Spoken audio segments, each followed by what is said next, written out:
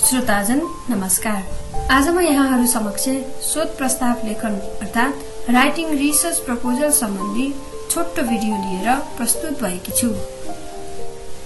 यस भिडियोमा प्रस्तुतिका विषयहरू रहेका छन् शोध के हो, शोध प्रस्ताव के हो, शोध प्रस्तावका अंगहरू के हुन् र अनुसन्धान दुराचरण भनेको के हो आदि रहनेछ।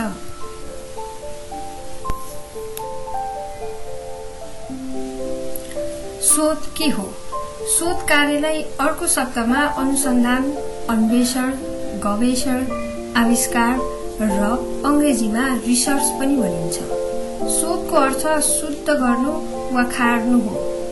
अनुसन्धानको सामान्य अर्थ पनि व्यवस्थित एवं तर्कसंगत पद्धतिद्वारा नयाँ तथ्य पत्ता लगाउनु र पुरानै तथ्यको पनि परीक्षण वा पुनर्व्याख्या गर्नु भन्ने हुन्छ।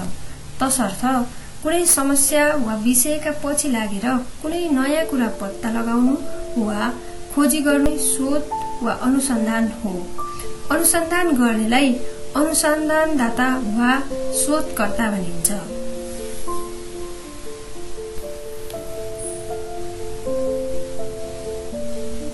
अब शोध प्रस्तावका बारेमा कुरा गरौं। शोध प्रस्ताव के हो त? सम्बन्धित निकायमा अनुसन्धान वा शोध गर्नका निम्ति औपचारिक रूपमा पेश गरिने प्रस्तावलाई शोध प्रस्ताव भनिन्छ।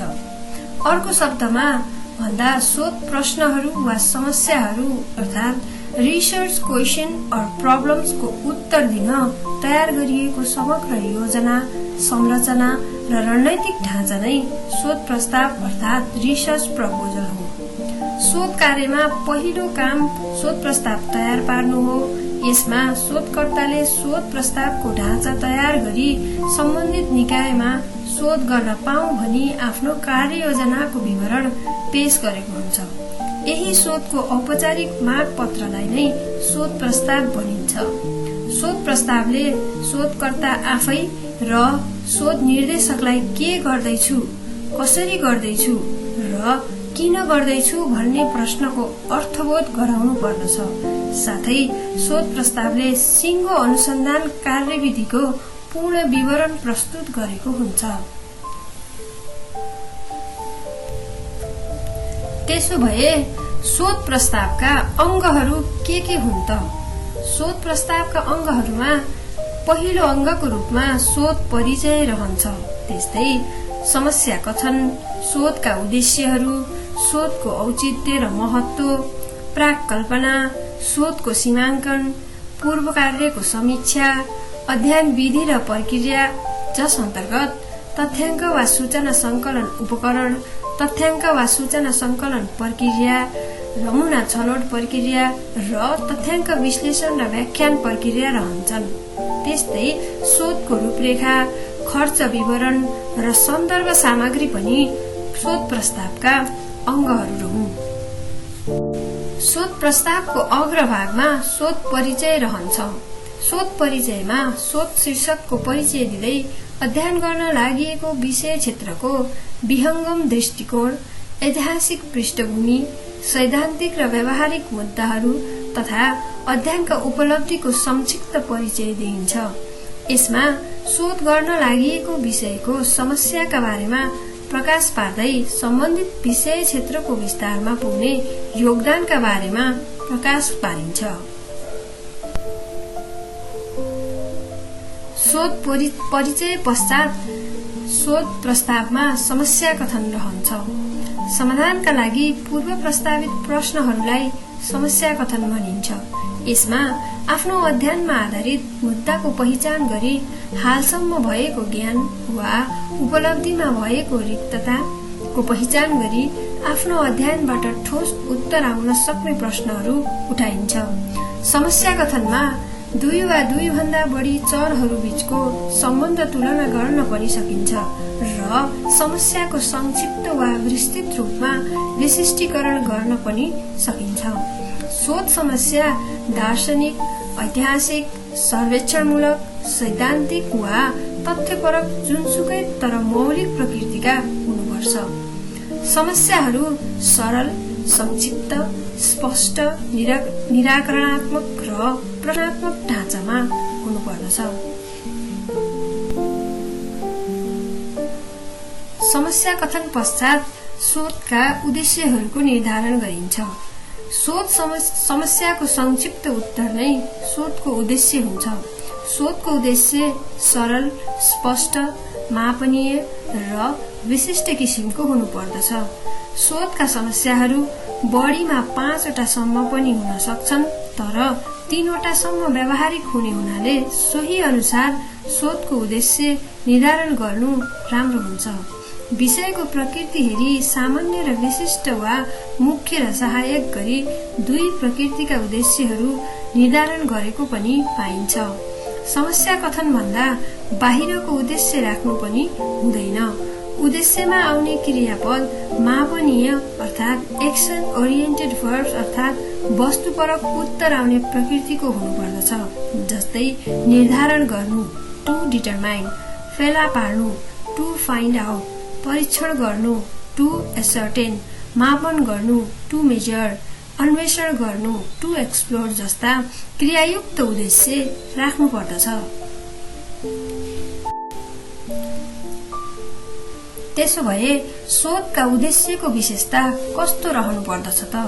शोधका उद्देश्यहरू स्मार्ट खालको हुनुपर्छ, जसमा एस भनेको स्पेसिफिक, एम भनेको मेजरेबल, ए भनेको एचिभेबल, आर भनेको रियलिस्टिक र टी ले टाइम बाउन्डलाई जनाउँछ। शोधको उद्देश्य पश्चात अब शोधको औचित्यतर्फ लागौं। यो अङ्गमा प्रस्तावित शोध कार्य किन आवश्यकता परेको हो भन्ने प्रश्नको तर्कसम्मत उत्तर दिनुपर्छ। पूर्व कार्यको समीक्षाले शोधको आंशिक औचित्य पुष्टि गरेको हुन्छ भने अन्य को, कसलाई, के, कति उपलब्धि आफ्नो शोध कार्यबाट हुने हो सो कुराको तर्कसङ्गत पुष्टि गर्नु नै शोधको औचित्य हो। आफ्नो शोध कार्यले नीति निर्माण, नयाँ सिद्धान्त प्रतिपादन र अध्ययन अध्यापनका क्षेत्रमा पुर्याउने योगदान सम्बन्धमा यसमा चर्चा गर्नुपर्दछ। यसलाई कतै शोधको महत्व वा सार्थकता अर्थात् सिग्निफिकेन्स भनेर छुट्टै अर्को शीर्षकमा अध्ययन गरिएको पनि पाइन्छ। अब प्राक्कल्पना अर्थात् हाइपोथेसिस बारे बुझौं। शोधकर्ताको पूर्व अनुमान वा शोध समस्याको प्रस्तावित वा अस्थायी उत्तरलाई प्राक्कल्पना भनिन्छ। यो शोध निष्कर्षको पूर्व अनुमान हो। शोधको समस्या वर्णनात्मक, विश्लेषणात्मक र गुणात्मक प्रकृतिको छ भने त्यस्तो शोधमा प्राक्कल्पनाको अनिवार्यता हुँदैन। शोधको समस्या तथ्याङ्कीय र परिमाणात्मक नतिजा आउने प्रकृतिको छ भने उक्त शोधमा प्राक्कल्पनाको आवश्यकता पर्दछ।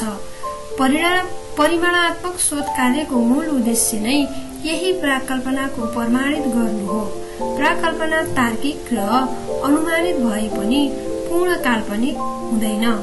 प्राक्कल्पना शून्य अर्थात् नल र वैकल्पिक अर्थात् अल्टरनेटिभ गरी 2 प्रकारका हुन्छन्। शून्य प्राक्कल्पना अनुसन्ध्या विषयका दुवै चल अर्थात् भेरिएबलहरू बीचको विभेद शून्य देखाइएको हुन्छ भने वैकल्पिक प्राक्कल्पनामा दुवै चलहरू बीचको भेद वा भिन्नतालाई देखाइएको हुन्छ। शोधको सीमाङ्कन के हो त?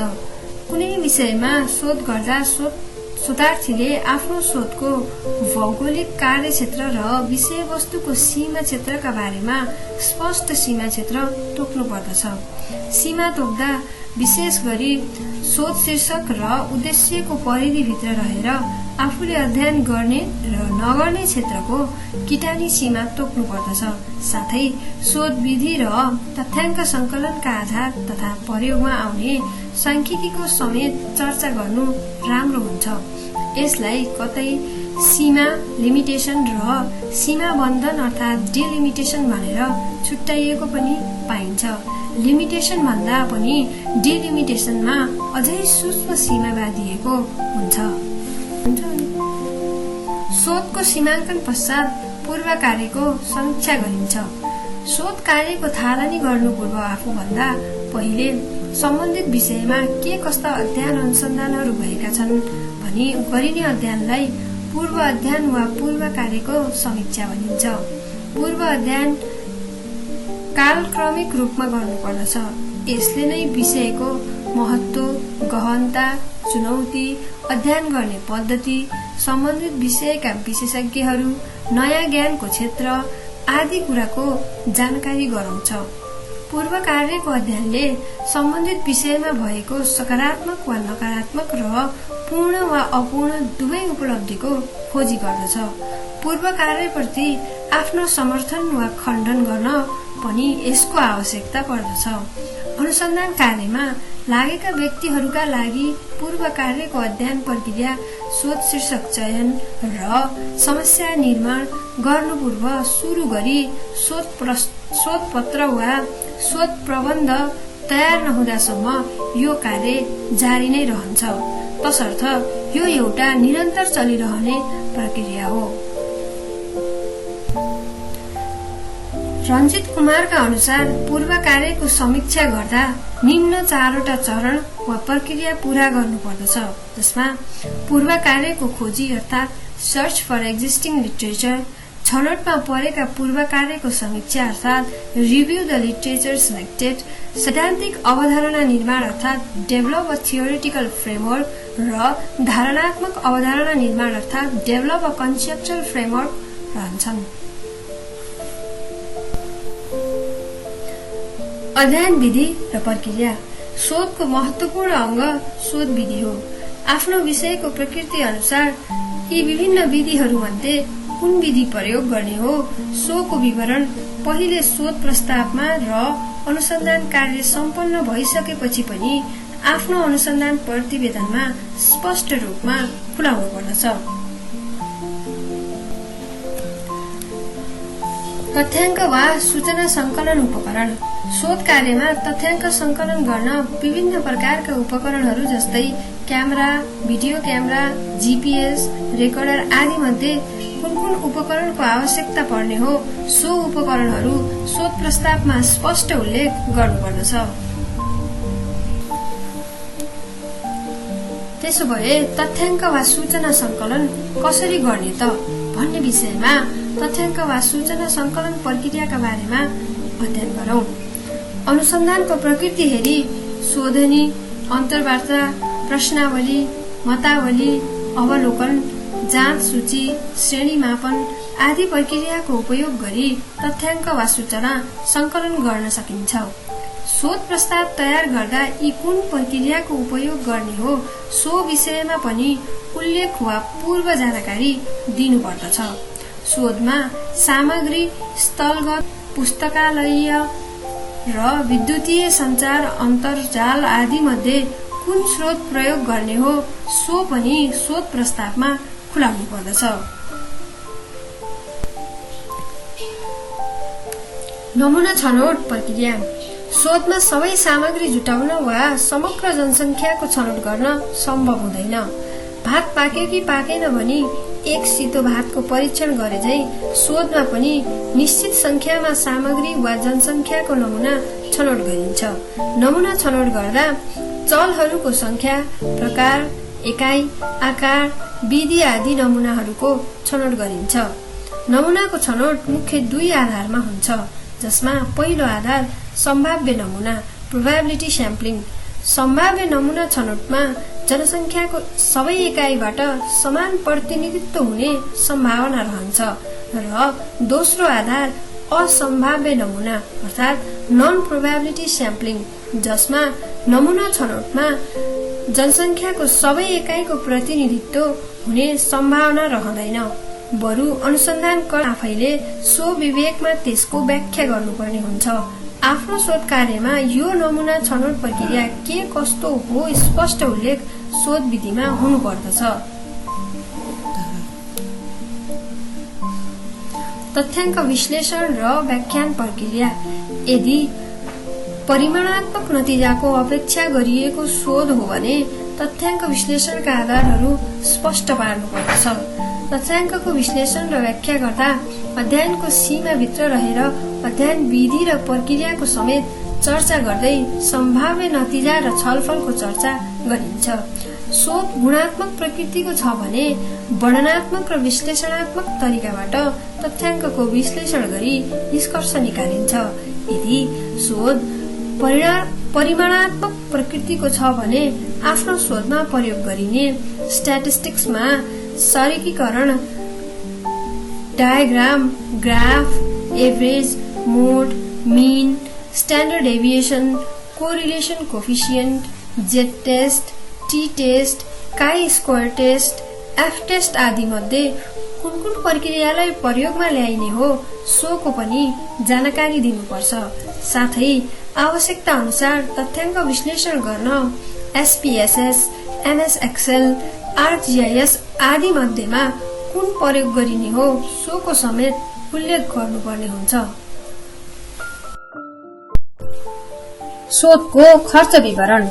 विश्वविद्यालयमा पेश गरिने तह पारको शोध प्रस्तावमा खर्च विवरणको अनिवार्यता हुँदैन, तर परियोजनामूलक वा छात्रवृत्तिका लागि प्रस्तुत गरिने शोध प्रस्तावमा अनुमानित बजेटको खर्च विवरण पनि उल्लेख गर्नुपर्दछ। उक्त बजेटमा पारिश्रमिक, फिल्ड कार्य, सन्दर्भ सामग्री, टाइपिङ र बाइन्डिङ, मसलन्द आदि शीर्षकमा खर्चको बाँडफाँड उल्लेख गर्नुपर्दछ। सन्दर्भ सामग्री अर्थात् रेफरेन्सेस। शोध कार्यका सन्दर्भमा संकलित सामग्रीलाई सन्दर्भ सामग्री भनिन्छ।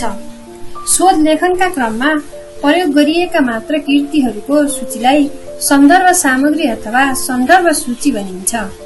शोध कार्यमा उपयोग भएका वा प्रत्यक्ष उपयोग नभए पनि सन्दर्भ सूचीका रूपमा पाठ्यान्त्यमा सूचीकृत गरिन्छ भने यस विस्तृत किसिमको सूचीलाई ग्रन्थ सूची अर्थात् बिब्लियोग्राफी पनि भनिन्छ। शोध कार्यमा प्रयोगमा आएका सबै कृतिहरूको सूचीलाई सन्दर्भ सूची वा कृति सूची भनिन्छ, तर सन्दर्भ सूची र कृति सूचीमा भिन्नता छ। सन्दर्भ सामग्री वा सन्दर्भ सूचीका रूपमा उपयोग भएका सामग्रीको शोध प्रबन्ध वा पाठभित्र पनि सन्दर्भित कृति वा सन्दर्भाङ्क उल्लेख गर्नुपर्दछ, तर कृति सूचीको प्रयोग भएमा सन्दर्भाङ्कन वा सन्दर्भ संकेतको आवश्यकता पर्दैन। विश्वमा प्रचलनमा रहेका केही पद्धतिहरू निम्न अनुसार रहेका छन्। Harvard system, American Psychological Association system अर्थात् APA system, American Medical Association system, McGraw Hill system, modern languages association system अर्थात् एमएलए सिस्टम, फुटनोट सिस्टम र अन्य थुप्रै विश्वविद्यालयका आफ्ना सिस्टमहरू रहेका छन्। एपीए सिस्टममा रिफरेन्सिङ गर्दा एपीए सिस्टमले बुकको लागि, प्रिन्ट आर्टिकलको लागि फरक रिफरेन्सिङ सिस्टमको व्यवस्था गरेको छ।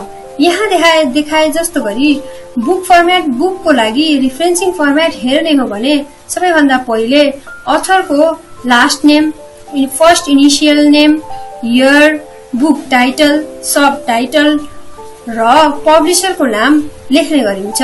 त्यस्तै प्रिन्ट आर्टिकलको फर्मेट हेर्ने हो भने सबैभन्दा पहिले last name, comma, first initial, dot, year, month, day of the publication, article title, magazine, journal, newspaper title, volume number र page number of the entire article लाई लेख्नु पर्दछ।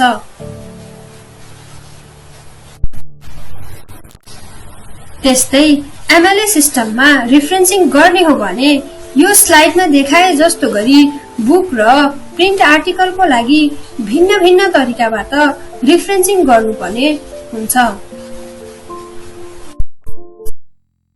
अब अनुसन्धान दुराचरण अर्थात् रिसर्च मिसकन्डक्टको बारेमा बुझौं। तथ्याङ्कको व्याख्या र विश्लेषण गर्ने क्रममा अनुसन्धानकर्ताले जानेर वा नजानेर अनुसन्धान अनाचरण वा दुराचरण गर्न सक्छ। अनुसन्धानको प्रस्ताव, सम्पादन, पूर्व अध्ययन वा नतिजा प्रकाशनका क्रममा शोधकर्ताले जालसाजी अर्थात् फेब्रिकेसन तथ्याङ्क तोडमोड अर्थात् फाल्सिफिकेसन र बौद्धिक चोरी अर्थात् प्लेगियरिजम गर्नुलाई अनुसन्धान दुराचरण भनिन्छ। अनुसन्धानमा यी तीन कार्य अर्थात् फ्याब्रिकेसन, फाल्सिफिकेसन र प्लेगियरिजमलाई बौद्धिक अपराध मानिएको छ। यो बौद्धिक अपराध वा दुराचरणले प्रत्यक्ष रूपमा समाज, अध्येता र विद्यार्थीलाई नराम्रो प्रभाव पारेको हुन्छ।